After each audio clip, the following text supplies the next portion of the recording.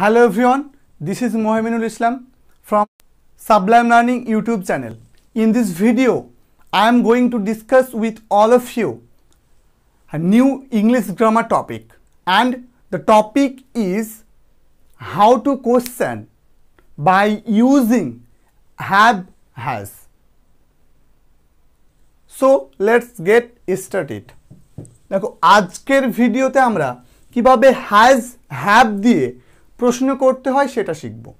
ইতিমধ্যে আমরা তোমাদের সঙ্গে প্রেজেন্ট পারফেক্ট টেন্সের ভিডিও প্রকাশ করেছি।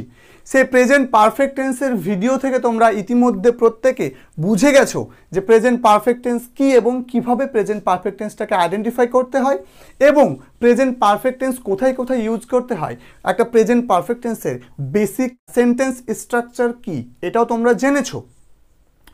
আজকে আমরা ওই স্ট্রাকচারটার মাধ্যমে আমরা হ্যাভ এবং হ্যাজ দিয়ে প্রশ্ন তৈরি করব, যেটা আমাদের কমিউনিকেশনে খুব প্রয়োজন হয় এবং এইগুলো আমাদের ইংরেজি জানতে গেলে আমাদেরকে এগুলো শিখতেই হবে। সো কথা না বাড়িয়ে let's have a look at the board. প্রথমে আমরা লিখেছি, দেখো রাধা, তুমি কি রাধাকে কোনো চিঠি লিখেছো? এছো মানে প্রেজেন্ট পারফেক্ট টেন্স। তাহলে তুমি কি জিজ্ঞাসা চিহ্ন আছে, তাহলে যখন কয় হর্ষই কি থাকবে সেটা কি হয়? ইয়েস নো টাইপ ইন্টারোগেটিভ হয়। আমরা এটা জানি, আমরা ইতিমধ্যে অনেক কিছু আলোচনা করেছি।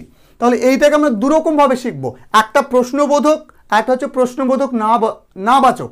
কিভাবে করব? দেখো তুমি কি রাধাকে কোনো চিঠি লিখেছো, স্ট্রাকচারটা কি হবে? জাস্ট আমাদের যে এই যে হ্যাভ হ্যাজটাকে আমাদের আগে নিয়ে আসতে হবে, বাকি বাক্যের প্যাটার্নটা যেমন ছিল তেমন। মনে করবে যে কি শব্দটা নেই, তাহলে তুমি রাধাকে চিঠি লিখেছো, আনসারটা কি হতো?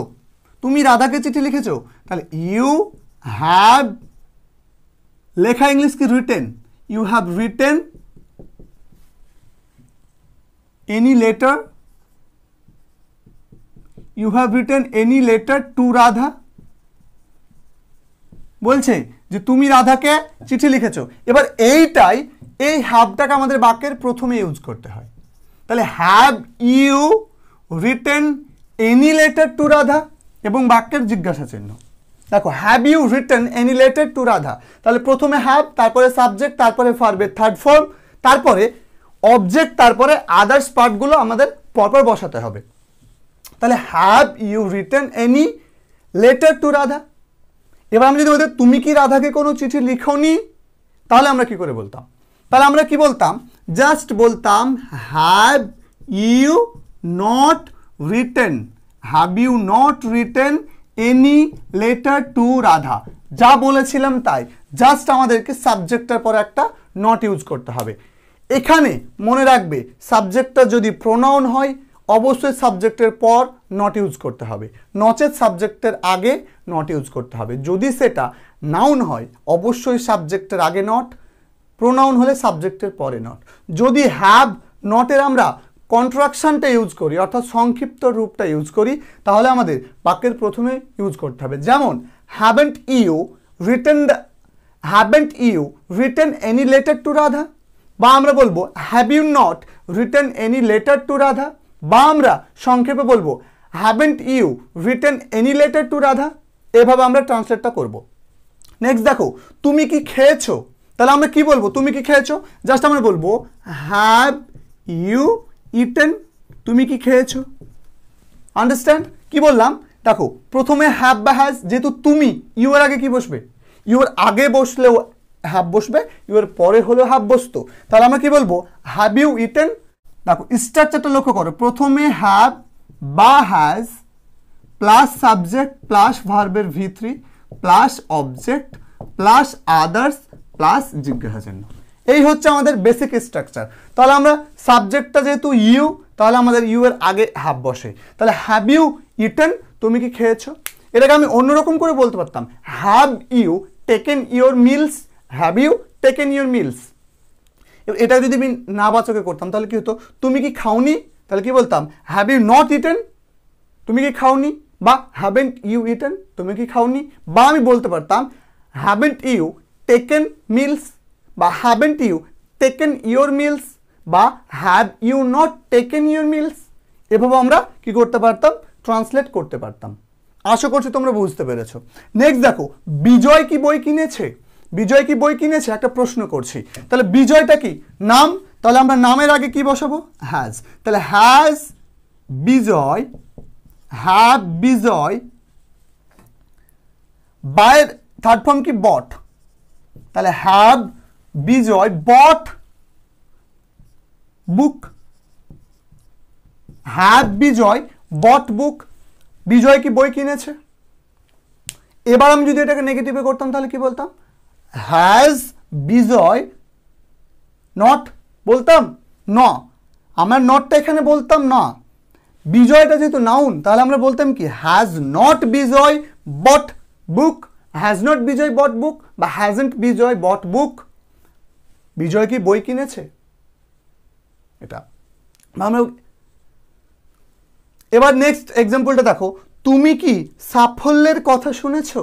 শুনেছো, এছো আছে, তার মানে দেখো তুমি আছে সাবজেক্টটা, তাহলে আমরা আগে হ্যাভ লিখবো। তাহলে হ্যাভ ইউ, তারপরে শোনা ইংলিশ কি?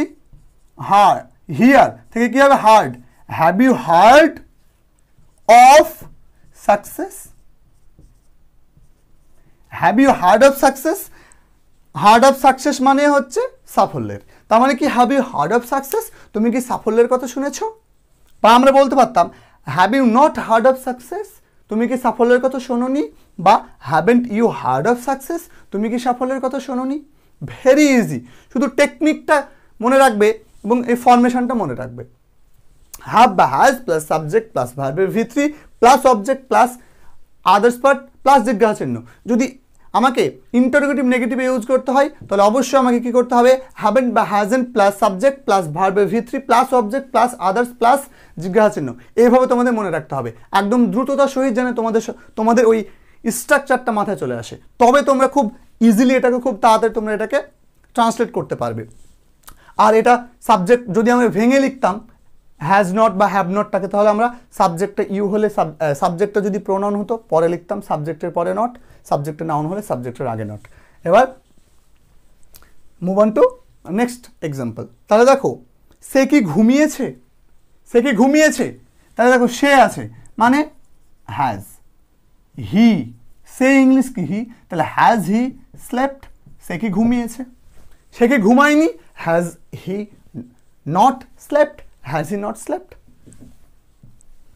এবার আমরা যদি বলতাম যে হ্যাজেন্ট হি স্লেপ্ট, সে কি ঘুমায়নি, then this will be the correct answer. পরে দেখো রতন কি সেখানে যায়নি? দেখো রতন মানে কি একটা নাম আছে, তাহলে নামের আগে কি বসে? হ্যাজ।